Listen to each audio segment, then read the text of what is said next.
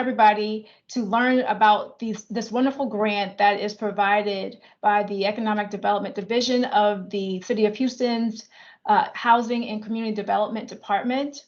We thank you for joining us today and learning about this information, and definitely take what you learn here and share with other business owners so that they can get this information. We know it's been very, very difficult and hard for you during this time, during the pandemic, and it's kind of like we've been Harvey and things that have come after that. But thank you for being resilient in your business, and thank you for investing in yourselves and taking the time to join us for the webinar.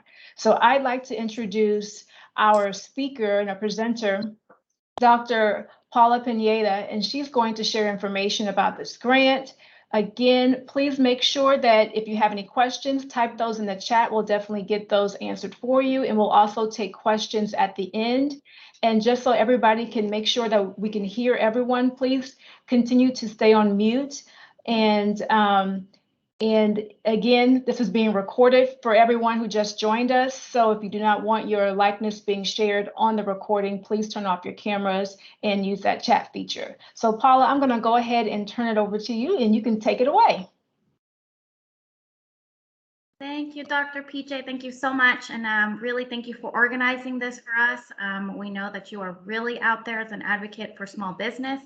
On behalf of OBO, my previous office, I still have a lot of fondness for OBO and everything that you all do. And so we thank you for your partnership. And so good morning, everyone. So good to see you in COVID time. I really appreciate any chance to connect with people. And I know that you are all really busy. And so I am very appreciative of your time. And our goal with this webinar is to give you, good morning, Mr. Hardy or Miss Hardy. The goal of this webinar is to equip you with some of the information and really a lot of the whys, Mr. Hardy, behind this comprehensive application, okay? So the good news is, like Dr. PJ highlighted, is that this is an outstanding opportunity to get up to $150,000 cash for your business, okay? There's a lot of requirements because this is federal funding. So the first requirement is that this is a Harvey program. That's because these funds were legislatively connected and designated for Harvey recovery. I know it's been a long time, but that's kind of how it goes from the streaming, you know, from the federal government down to the state and down to us. And so we work together with the Texas General Land Office, AKA the Texas GLO, who administers these grant funds for us. And so we, the Econ Squad, as I like to call us, have 2 layers of eyes on us, which means that you have 3 layers of eyes on you with these grants. And that's why compliance is so important. So the first thing is you must have been in business during Harvey. That means that the business that you have today at the time of application is the same business that you had in business at the time of Hurricane Harvey. It does not work if you switch businesses. Much respect to those who are serial entrepreneurs.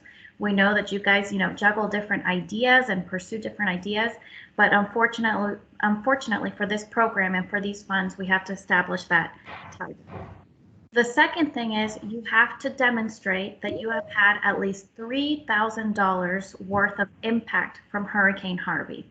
The good news is that we've tried to make that open to different kinds of impact. So even if you did not have physical impact or physical damage, you can still demonstrate that you had economic damage, because we know that, right? And we know that that is something that kind of continues, kind of waves of it, you know, over time and still today with every kind of external shock like Harvey and now more recently like COVID, right? And so how can you advocate for yourself in this regard? Well, let's talk about the physical. If you have evidence of physical damage, right? You have pictures of the damage to your store, to your storefront, to your inventory. You have a quote of the repairs. It doesn't matter if you already replaced or you already repaired. What we're trying to get at is that you were a business that was impacted by Hurricane Harvey. And so those types of documentation help us to prove and advocate for you, okay? So if you've got, insurance quotes, any kind of quote you have for assessments after any damage, images of inventory. We've had a couple people whose business had like a social media post that demonstrated, that they were closed. If you're a burger shop and you close for a week, we know that that's a dip in sales, right? And then we can work with you to quantify that. So this is me telling you and encouraging you to be very creative in making sure that you go back in time and just really focus on the comprehensiveness of that impact. If funds are not allocated, I can see dip in the chat. No, this will never open up to businesses that opened after Harvey, because these funds are only for Harvey. However, we love what we do. We are a new division. This is a new program. And we're really trying to do the best that we can to show that we are worthy of these funds and that there's a lot of need here in Houston. So we look forward to creating other programs with other types of federal funds that are not necessarily tied to so keep in the loop with us, because we're doing well and we hope to continue to do this work, okay? So that was the the physical damage of your Harvey impact, okay? Now let's talk about economic. The comprehensive application will require you to submit some of your IRS documentation. Why? Because that is the easiest way for us to help you and advocate for you to meet this $3,000 damage threshold. If we see a dip between 2017 and 2018, right, or 2016 and 2017, a dip in your business's revenues, then not great. I lament that. That's sad. But that helps us in this case to satisfy the impact, right? To show, right? Because what better than IRS accepted documents to show that there was a dip in revenue, right? So if you're wondering once you start your application why we're so nosy and asking for all these docs, I'm sorry, but we have to do it. But we're trying to use them to help you, okay? So that's your economic impact, okay? Some people have like a program where they have their cash inflow and their balance, right? Some people have appointments in their business, like we had an optometrist, we had a dance studio, and they're able to go back into their program, their scheduling program, and show, how everything's crossed out because they had to cancel, all those classes, or they had to cancel certain events. We had some people who have canceled contracts, right? That was a $10,000 catering job, and it got canceled because that's the day the storm hit. That those people canceled their wedding or something, right? So all of these types of documentation can help us to help.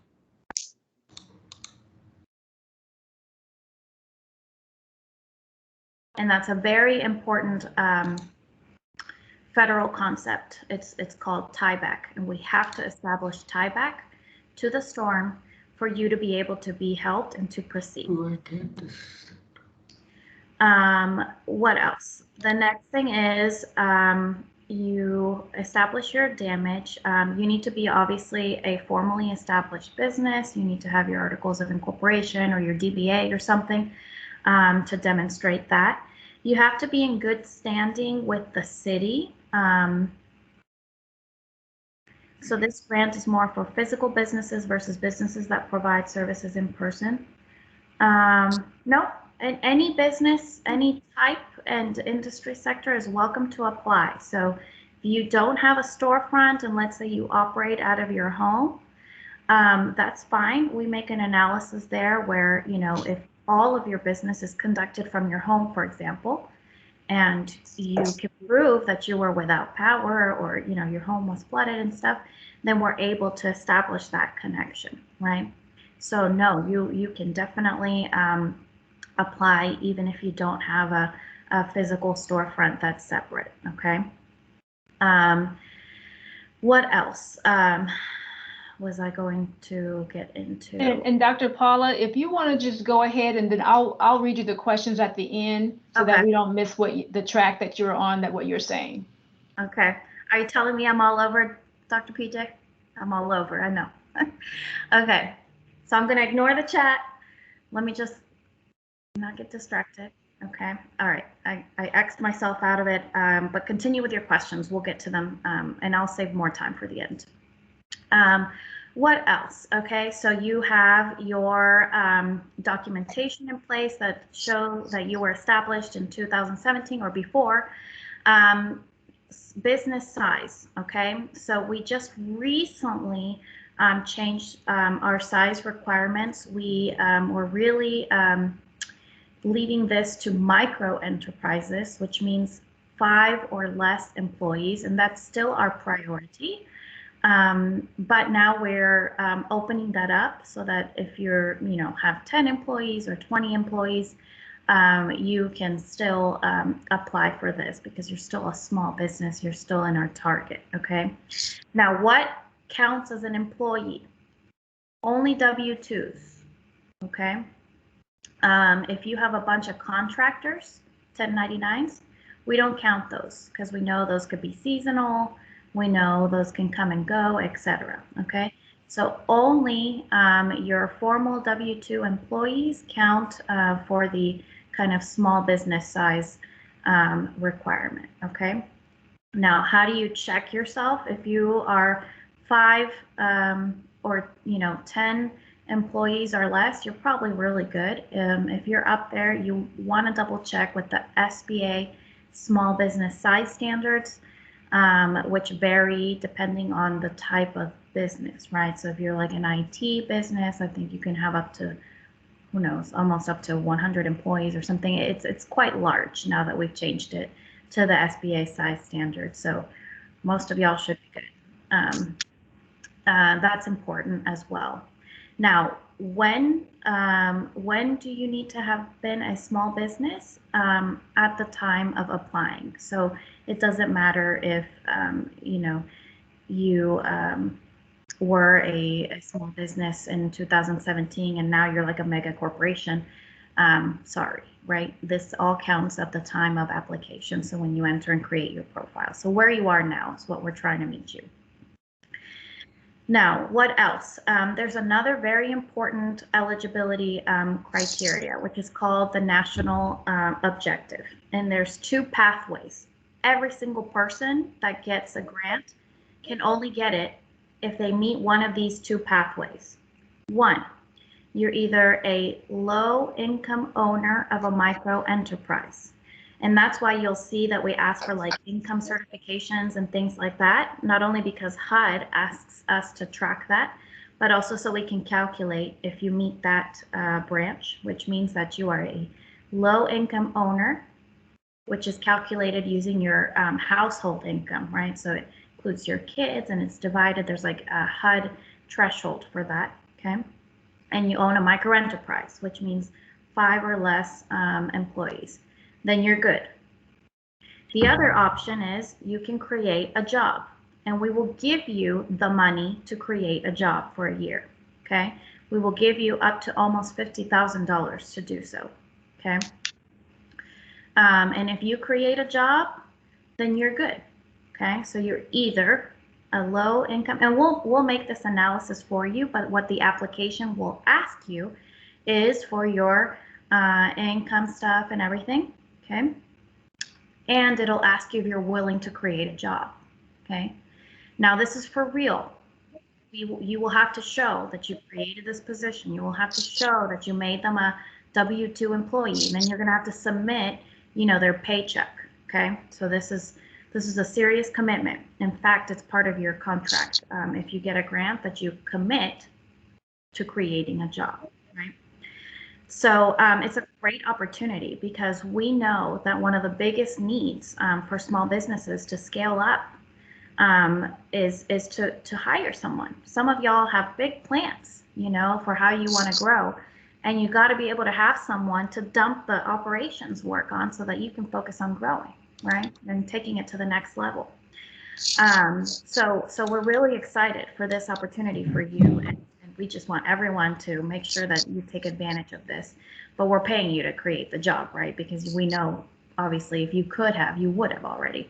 It's the funding. That's what you need, okay? Now, once you get through these kinds of eligibility criteria, what is really important, okay? Some people confuse the damage part with like the current need and what they will get funding for. Those are two separate things, okay? If you had damage to your roof and you've already fixed that, this grant doesn't need to be used on your roof, okay? That was just to prove your connection as someone and a business that was impacted by the storm. What this grant is for things, working capital and jobs that you need today, okay? So as you progress through our hot mess long application, I'm so sorry, okay? As you progress through it, you're gonna get to a part that's called current unmet need requests, and it's in different categories, okay? It's like supplies and inventory. It's like training and education for your employees or yourself. It's for marketing. Okay? You know what? I can't do this. I don't know where I am going wrong.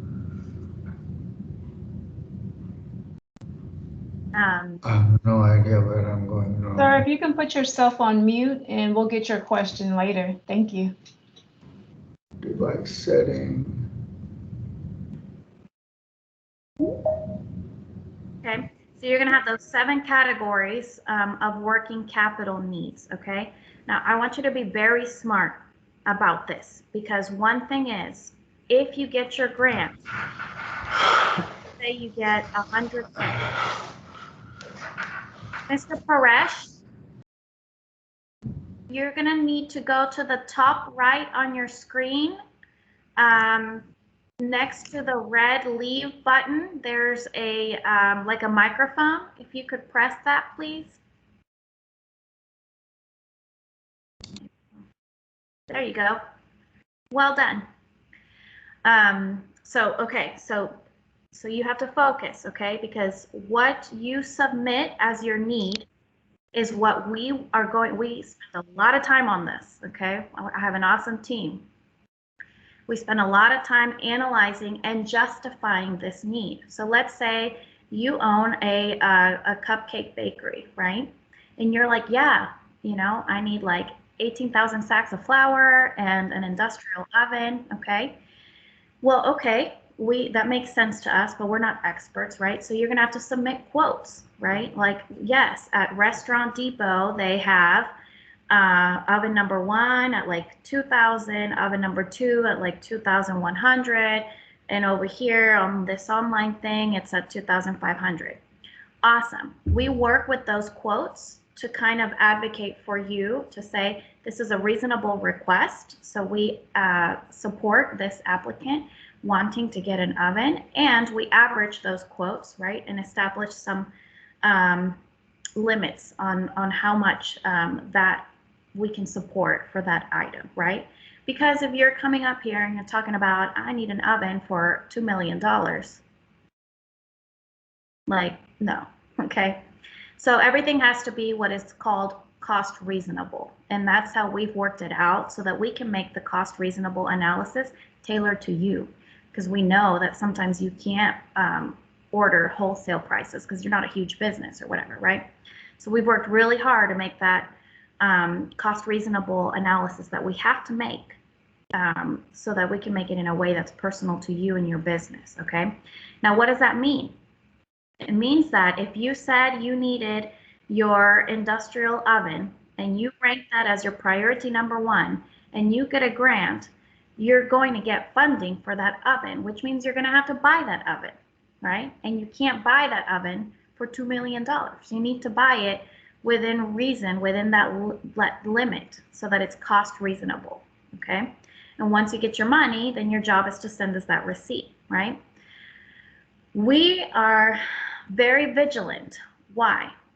I'm not trying to go to jail, and I don't want you to go to jail, okay? These are federal funds. This is very serious. And what we don't want is for people to be non-compliant simply because they didn't know. We don't think anyone, we trust everyone here. We know you are all decent people just trying to get some assistance for your business, okay? And compliance depends on just you knowing what you need to do, okay? So that's why we give you a lot of information on that. And that's why we request a lot of information so that you don't have an audit from the federal government in 2 years talking about, did you get your easy bake oven, blah, blah, blah.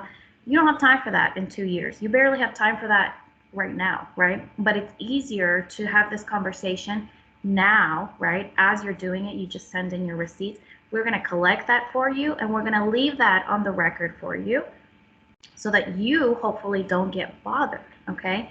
Because what the federal government has the right to do is they have the right to audit all of this for like 5 years or something crazy, okay? So imagine getting a call in 4 years wanting to know how you spent your grant. That's crazy town, okay?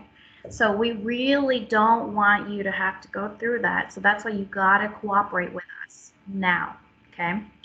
So you say you needed your oven, that was your #1 need, that's what you got funded, just go and buy your oven, okay? Live your best oven life, okay? Send us the receipt, okay? And you're good, right? So that's how this unmet need request works, okay? So you have to think very carefully, what is my priority? Because not everyone's guaranteed the $150,000, right? We have a max of $100,000 for working capital, and that max is also lowered by your business's working capital as demonstrated on your IRS documentation. And we have to do that because the government wants us to make sure that we're not doing something they call undue enrichment. So your grant has to be proportional to your business. If your working capital for the year is $1,000, we can't give you $100,000 because that doesn't line up to where you are right now, okay? If you're one of those businesses that just uses a big, inventory, supplies, equipment, or whatever, most people need much more than $100,000. So a lot of people have been maxing out on the grant, okay?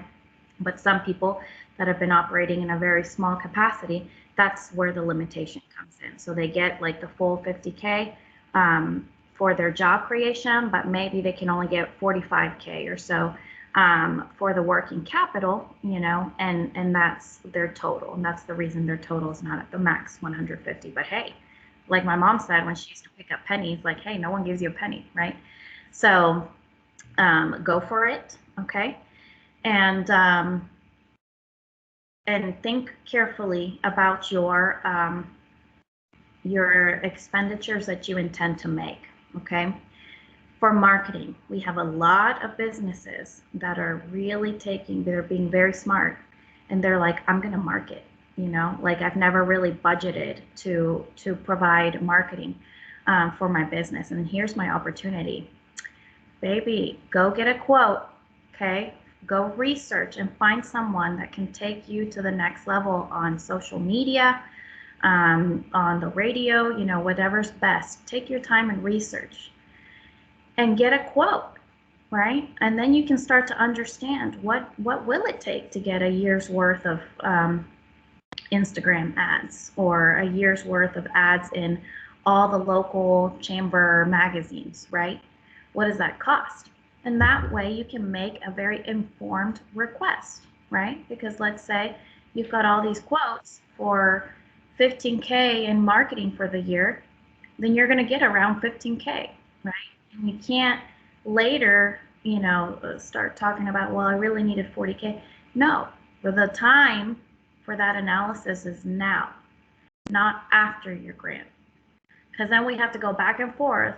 Because, after we advocate for you and we analyze for you, we package it and we submit it to the state. And they have to review everything, which they do to a T. And then they have to approve it. And they take forever.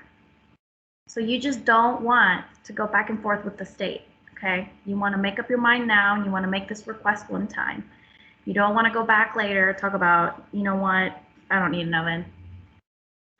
What I really need is linens, or, you know, I don't know, okay? Some other kind of cupcake situation.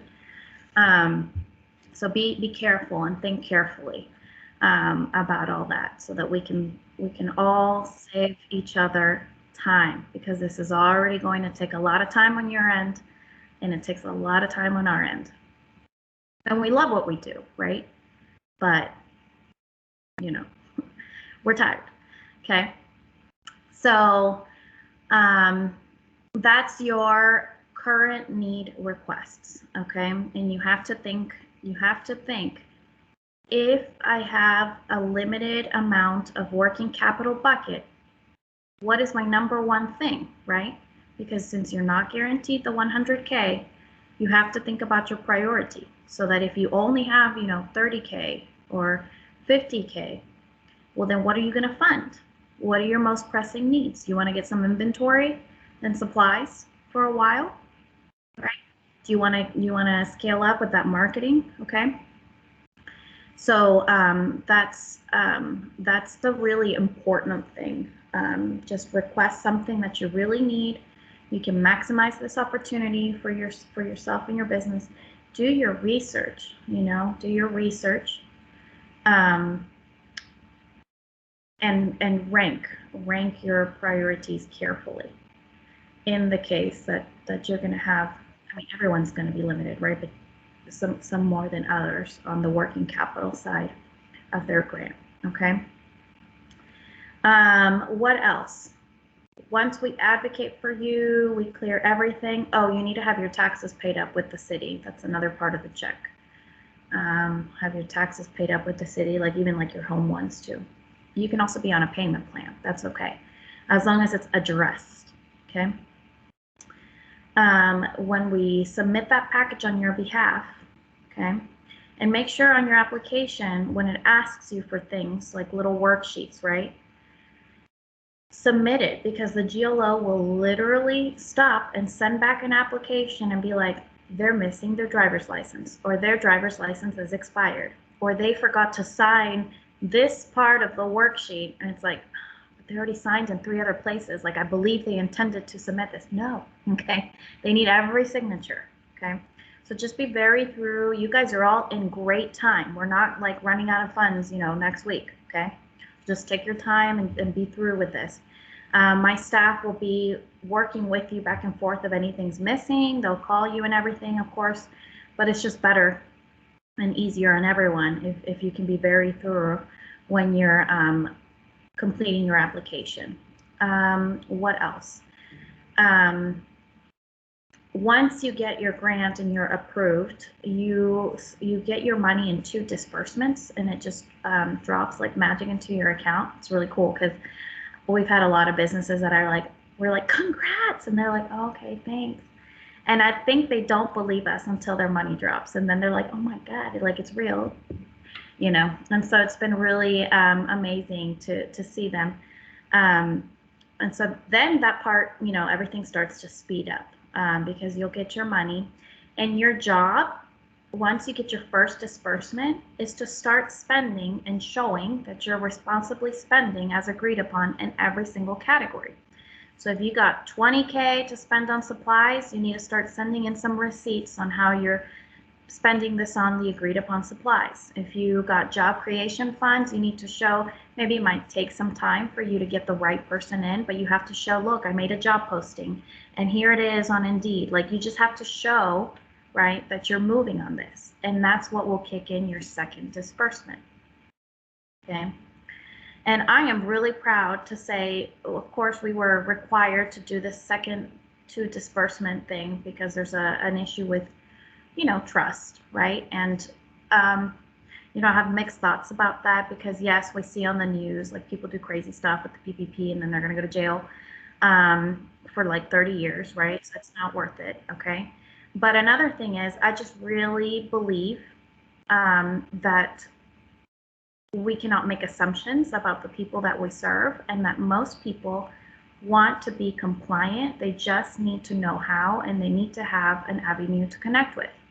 And so far, 100% of our businesses have been compliant, have been doing what they need to be doing, and I'm so proud, right? Because our target is minority-owned businesses and women-owned businesses, and sometimes there's assumptions that go with that, right? About the responsibility, sometimes even character, who knows, right?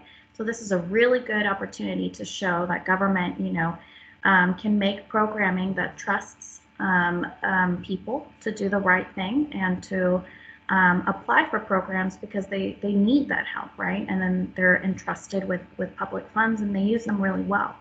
So we've had pressure, to create programs that just don't give out money directly to people, but maybe go set up like a small business building resource. And we're like, no, people really need this money. If we can give it out directly, I think it would be better. So my trust is in you all, and I'm really proud to say that my trust hasn't been broken, and this is going to help us together to make a point so that we can continue to do this work and continue to help people, okay, in our city. So my trust is in you in that regard, and I think that's about it. I'm sure probably it might be best to get into questions now. Yes, we have a lot of questions for you, and so I am going to start all the way from the top. Okay. But just to kind of reiterate to everyone, Dr. Paula's office, you can tell that they are very dedicated to help you. So this webinar, because she did mention that it's a very long application and we don't want you to be discouraged from the length of the application. So that's why we're doing this, and that's why she's taking the time to explain the different nuances that are involved with the application so that you know exactly what they're looking for, and then they're providing technical assistance on the other end. So it's not just giving you the application to apply and leaving you out there. They are they're holding your hand to make sure, because they want you to get the money, because we know that businesses have been challenged during this time since 2017 was when Hurricane Harvey was. So when you have an opportunity to get the grant and you have an office that's behind you that's saying we want to help you, we want to make sure, as she said, that you don't put something down that can get you in trouble later on. Take advantage of that and really be dedicated and serious to it, because when they're offering money, y'all got to take it. So the first question is, how long will this opportunity be open? Mm-hmm. Until we run out of funds. We've got about $24 million. And we've given out maybe 1.83 awards in grants right now. So you're good, but don't delay. Get in there. Okay. And if you have more than one business that fits into the category, can you apply for multiple grants? No, we don't have that right now in our guidelines, but that's a really good question to maybe add that to our guidelines. So I would say start with one and keep in touch with us. Maybe, I personally don't have a problem with someone doing that. So I'll see if I can talk to the state and have that be opened up. Okay. And then at the beginning, you mentioned 7 categories. Can you repeat those 7 categories again? Yeah, they're in the app. So inventory and supplies, training and education,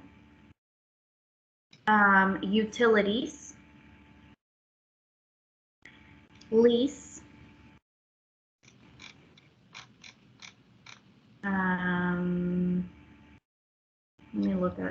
let me actually pull up one of the disbursements that I was working on last night.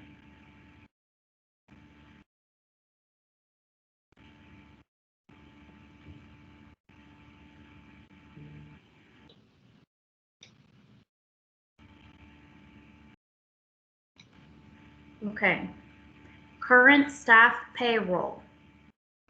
Current staff payroll, right? And how do you demonstrate or justify that need? You send in, right, your current payroll, your W-2s, your 1099s. Those can be anything. It doesn't have to be just a W-2. We know that some of y'all subcontract out, right? Current staff payroll. A lot of people who have big bills for their current staff payroll, they will just use all of their working capital for that, and it's really clean because then they just submit, their payroll expenditures every week or bi-weekly or monthly, right? So current staff payroll, commercial lease, okay? That brings me to a point. You have to be a City of Houston business. We fought long and hard to open this up to the Houston MSA, and they recently pushed back on us again, and so we have to change our guidelines. So you have to have your business has to be in the City of Houston, okay? Inventory and supplies, insurance premiums, utilities, marketing, training and education, and of course, any outstanding actual damage. So if you still have, a leaky roof, or you still have whatever from that time, then you can establish that connection, then that is a category as well. Okay, so those are the categories. Okay, and see, Gloria has a question, and she may need to contact you directly, but I'll go ahead and read it. She says she has a question regarding the Harvey grant. She submitted an application on September 11th, and she has not heard anything about the status of her application. And she really is in need of this grant, and she would like some feedback. Okay. So obviously I don't have all of our applicants memorized, Ms. Gloria, but I know that our application will kick in a an automatic email that says, your application has been is in review stage 1, or it's in review stage 2, or it's been submitted to the GLO, which tells me that 1, you might need to check your spam to get that, or 2, you may not have submitted, because we have some people that will go through it and then forget to submit the actual application. So I just wonder, Ms. Gloria, did you get a yes, confirmation? yes. Okay. Well, then you're in the queue with about 100 others. Let me see if I see you on our active project list I was working on last night. What's your business's name? Okay, it was RGT Media Communications Corp.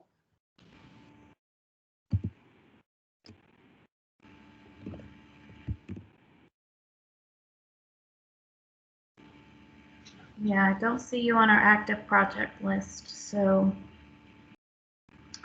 I will have to, can you put your email in the chat, Miss Gloria? And Yes. I'll have someone get back to you. Okay. You said September 11th, Yes, yes. Okay. So Gloria, make sure you put your name, the name of your company, your email address, and phone number, so they have the full information when they get back to you. Good. Thank you so very much.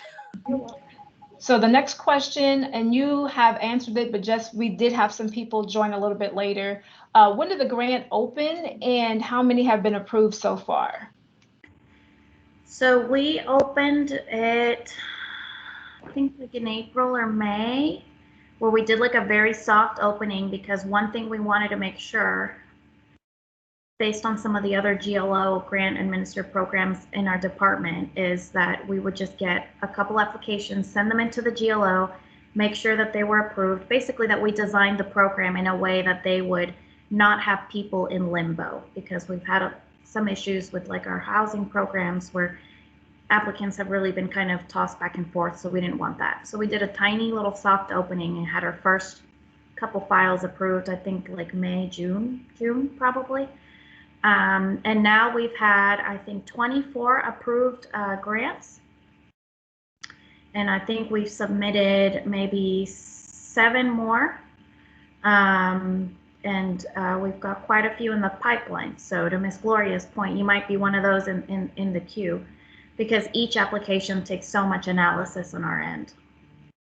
And how long will the opportunity be open? Even though you should be applying now and not waiting to close to the deadline, but how long approximately? I mean, it just depends on how fast these funds go, right? So I would say maybe within the next 6 months, I would really not risk it. And so you mentioned that tax returns would be needed. So do businesses need the tax returns, or can they use transcripts? No, they need the returns 2016, 17, 18, 19, and 20. Okay. And then another question is, they understand that you have to prove that you're an established business that was impacted by Harvey. Is that true? But must you be impacted by Harvey in order to qualify for this grant? Yes, and so you could have been physically impacted or you could have been economically impacted because you had to close your doors, or you had no people coming in because, you know, it wasn't, the streets were a hot mess, right? So there's different ways to show that impact, especially the economic impact. But yes, you must have been impacted by the storm. And how long must you have been in business prior to Harvey? You could have been in business the day before. We just have that requirement because obviously we have to establish that you were impacted by the hurricane. And earlier in the presentation, you mentioned 3 pathways. Can you say those again? 2 pathways. 1, you're a low moderate income owner of a micro enterprise. Okay. That's why we ask for your income certification, because that statistic of whether or not you're LMI, low or moderate income, depends on your household size and all of that. And you own a micro enterprise, which is a business with no more than 5 employees, including yourself. Or the easier pathway, the one that we really like, is job creation. And remember, we give you the funds to create a job. Let me say something about job creation. That's also one of those where it's like you're going to get what you ask for. So think about very carefully, you know, what person, what job will really help your business and what job you can sustain, you know, for a year, right? We had a business that was like, oops, actually, I don't need a driver because this is only a part-time kind of thing. And we're like, ugh. And that created a whole mess, right? So create and describe the type of job that you need to create that you actually need, okay? That you actually need as a full-time position or 2 part-times. So will you still qualify if you had no W-2 employees at the time of hardship? It was just yourself? Yeah. Okay. And let's see. Is this limited to those physically who reside in the city of Houston? Yep. And I am so sorry about that. We really try to, this is me, so I don't cuss, okay? We really try to open that up to the Houston MSA. We know a lot of y'all, it's cheaper to be out there and serve the Houston business sector. We know it's fluid, but we just could get no flexibility on that. Okay. And this other question was, if they moved after 2017 to a new address, do they still qualify? I'm not for sure. Dewana, are you saying were you already in the city of Houston and then you changed your business address? Or are you saying you weren't here if you weren't here in 2017 during the Hurricane Harvey, then she just explained that unfortunately this would not be the opportunity for you. But if someone they had a business and they moved their business address after the hurricane, would they still qualify, if that's what she's asking? Yeah, if you've been in Houston all along, right? So you were in Houston and you were impacted, and let's say you just changed storefronts, right? Because you grew, and you're in Houston now, then that's fine. And if you moved after Hurricane Harvey, that's okay too, as long as you were in business in Houston at the time of the storm. And as long as you are in Houston and in the same business now when you're applying. Okay. And Olu says that we have a daycare that opens late night and weekends. We have 5 full-time employees, but many part-time. Would we qualify as a micro enterprise? No, but thanks to the recent change, you're still eligible as a small business. Does your team envision a need for outside consultants to work with the applicants? Will you all fund such jobs? I wish I could, because I also fund myself more, but no, I have a very limited admin budget for this project. We're like really squeezed. That's why I have such a few staff. So what we do have is a very nice volunteer CPA. And when you get a grant, we give you her information, because what she's helping people to do is If you're nervous about hiring and how to hire someone formally and get them in your payroll and everything, she's very kindly volunteering to assist you with that. What if we had a staff, but they fell off due to issues and it's the owner just still working, but need the capital bring back the staff? Yeah, that's perfect. I mean, that's exactly helping you to recover to where you were before. Okay. If the grant is limited to the amount of your loss, for instance, if the loss was 10,000, would one apply for only 10,000? Nope.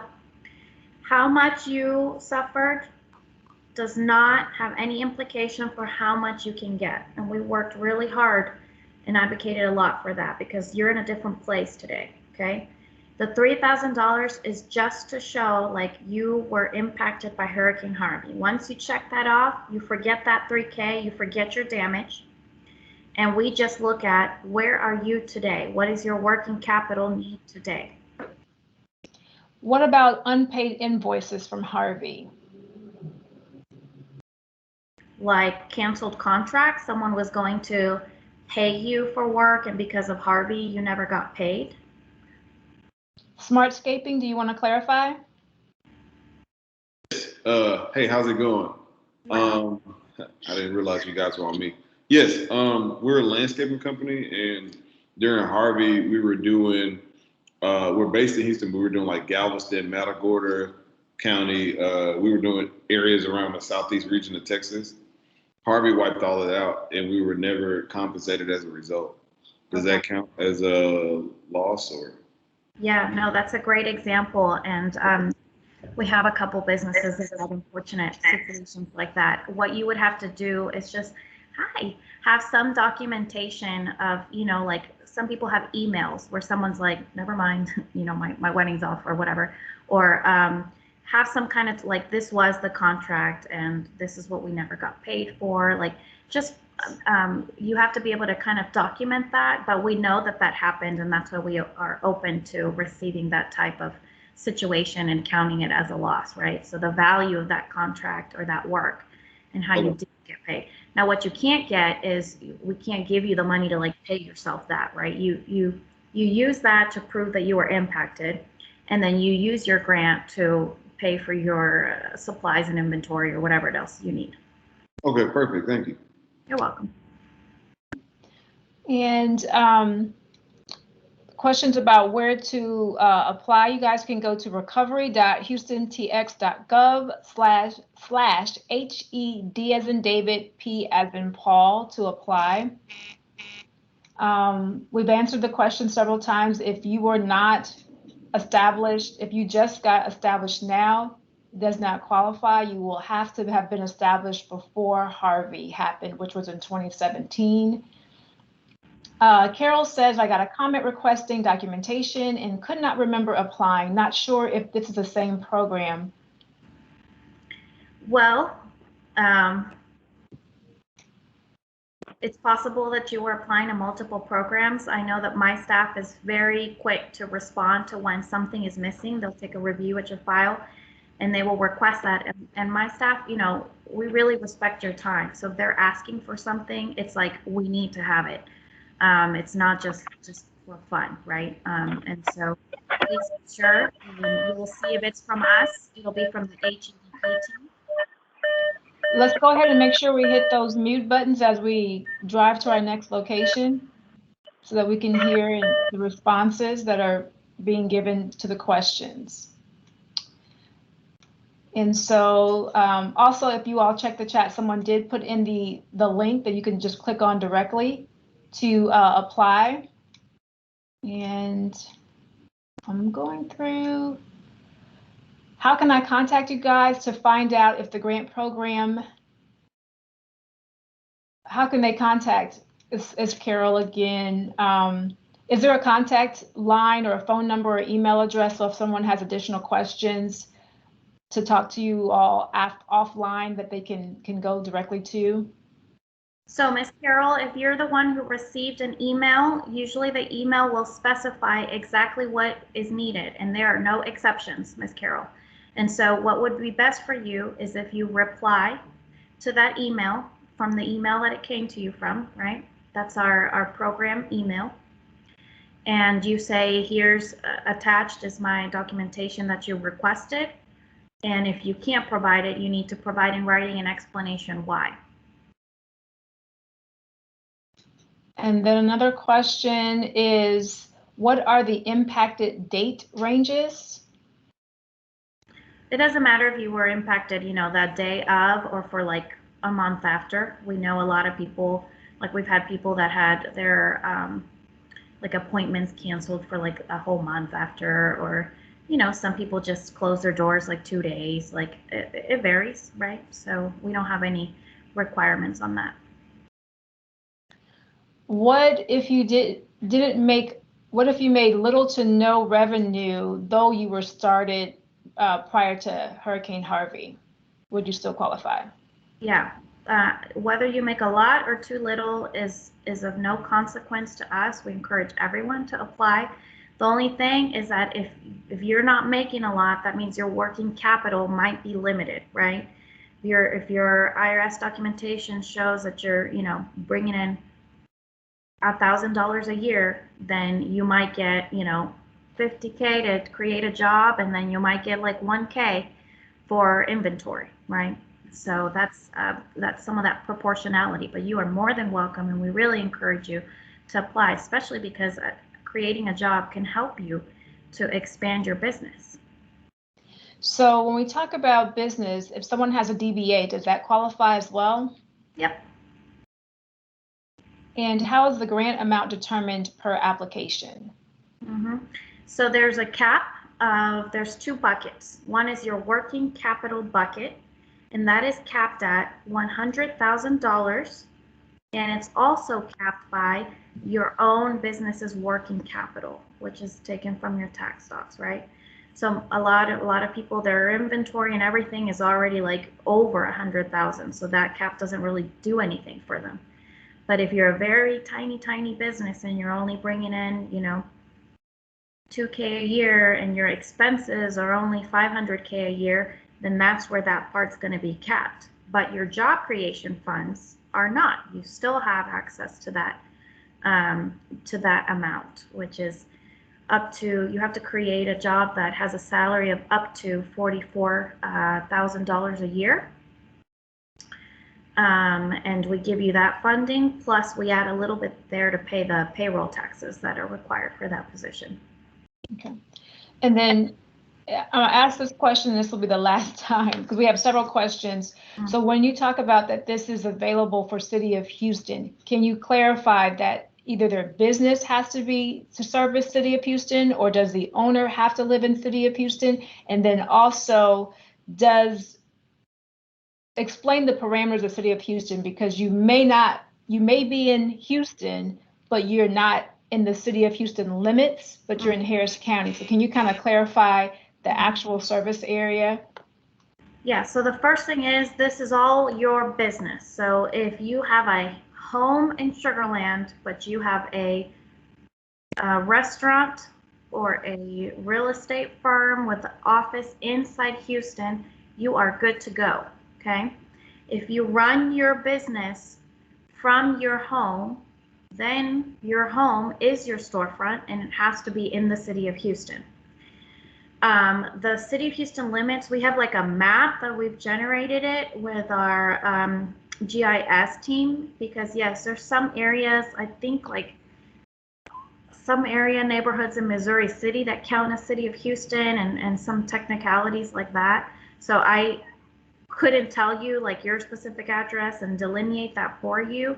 But once you apply, that's one of the first things that we check with the map overlay that our GIS team has made. And so if you're in the City of Houston proper, you know, you should be good. But if you're like straight in, you know, the Woodlands or something, that's not going to work. And everything in between, we have to go by the map, which is, I don't have it memorized in my head. Will you provide applicants with a list of vendors that may help them to meet one of the 7 categories?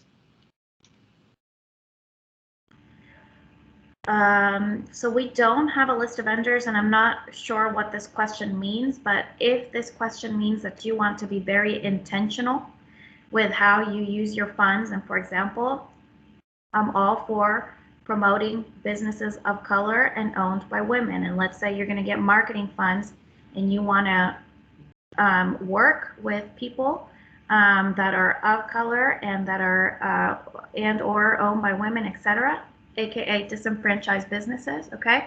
Then I highly recommend that you be on the lookout for OBO's MWBE certified firm directory, where you can look up firms on there.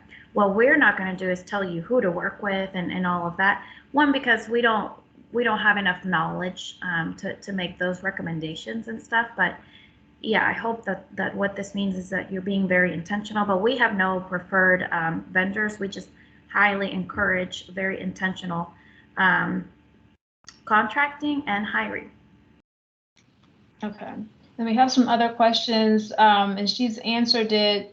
You guys, if you started your business prior to Harvey, that counts. So I'm not going to re-ask those questions again. Will there be a team of staff to help us to complete the application? For there was a lot of information spoken and it's hard for them to remember. So will your staff be able to help them to complete the application? So we have a lot of applicants, so I want to be careful with this because we have a lot of time already spent on helping to package and analyze people's files. So on our website that was given, the recovery website, we have the top answers, right? We have a video. You're going to have this webinar. So what I really strongly encourage is that you first dip into those resources, right? And you apply. And if something is missing, you will get a communication from us via email that will say, you know, you need to update this, or you forgot to sign this document, and you just have to follow that, right? Are we going to call you and help you to think about your business needs and stuff?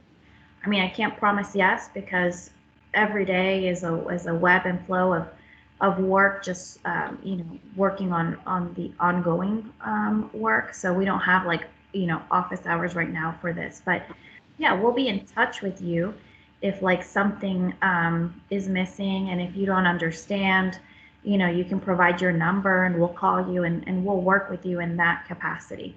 But we also encourage you to just really take advantage of this entire 59 minutes of information and the many other resources that often answer the same questions that you know. Excuse me, if you don't mind me interrupting, can you please provide your company information so we can review the resources and webinars that you have online to help us as we complete the application?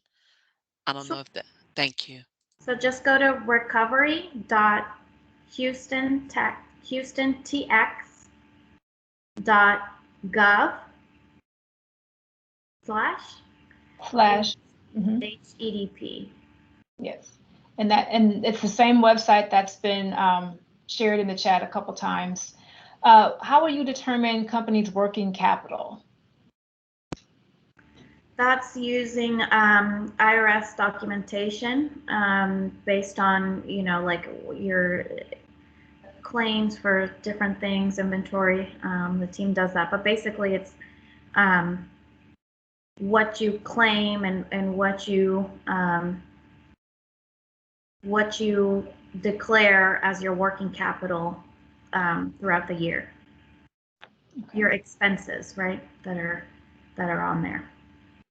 And there's a futuristic question. So if there are still funds left over, is there a likelihood that it could be used, directed now for COVID-19 funding? No, I wish, but these have to be used for Harvey. I know it seems very irrational because COVID is real and it's here and it's impacting y'all. So I apologize, but I'm not. My hands are tied on that regard. But I think we're doing a good job, and we might be entrusted with COVID funds. You know, hopefully sooner rather than later. Okay. And there were a lot of questions. Folks, if you want the recording, I can email it to you, so you can drop your email address in the chat. Otherwise, you can check out our YouTube page, Houston TX OBO, and it will be there. So if you want it directly, you have to put your email address in the chat and I'll get it to you. Know that it has to download, so it won't be right away, but you'll definitely get the recording if you put your email in the chat. Otherwise, you can check out our YouTube page. And just to clarify, a DBA, a doing business as, and an LLC, that when she says you have to have your business established, that means officially registered either with the county clerk's office or with the state of Texas. So if you were operating your business, but you had not officially filed it, then that would not count because it's having the actual documentation that you've started that business. I do apologize. When you gave me the recovery link, what was the acronyms after recovery / what was those acronyms? I'm sorry, I didn't hear that. recovery.houstontx.gov, G-O-V, / whatever you want to call it, HEDP.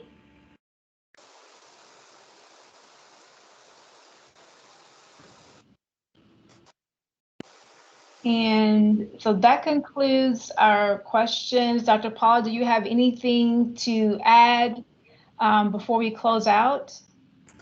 No, because, all eyes are on us, I just want to gently remind everyone that there are no exceptions, right? So don't think you can call me up and talk about how, well, yeah, but I started my business in 2019 and it's a meaningful business. I'm sorry, I believe you, but rules are rules and they apply equally to everyone, and I'm not going to get in trouble. And I don't want any of you to get in trouble, because when it comes to federal funds, the consequences are serious and it's not worth it for me nor you. So stick to the rules, keep in touch with us, read the application. It tells you everything. It tells you why something is asked even, and just be very deliberate with it, and you should be good. And please, everyone, don't wait until January, February, or March. Start now start now, because the application is long and you may need some additional assistance in getting it done, and life does happen to all of us. So make sure you start that application process now and don't wait until the end to where it might not be available. So there's a lot of companies that have been affected, and so you want to make sure that you get your application in so that you can get those funds, because we want to make sure that you all are good and that you're able to continue to be resilient and thrive. So please take it seriously and do not wait until the last minute. Start that process today. And so we thank you all for tuning in, and I will definitely get you all, whoever sent me their email address, get you recording to this informational webinar. And make sure you go to the website. Again, it's recovery.houstontx.gov/HED as in dog, P as in Paul, to get more information and also to apply. So thank you. Thank you, Dr. Paula, for sharing the information and answering all of the questions. And hopefully everyone here will apply and also share the information to their fellow business owners. And we look forward to seeing you all at our other events, and definitely reach out to us if you have any additional questions. Thank you, everybody. Dr. Paula, I look forward to your feedback. Thank you. Thank you.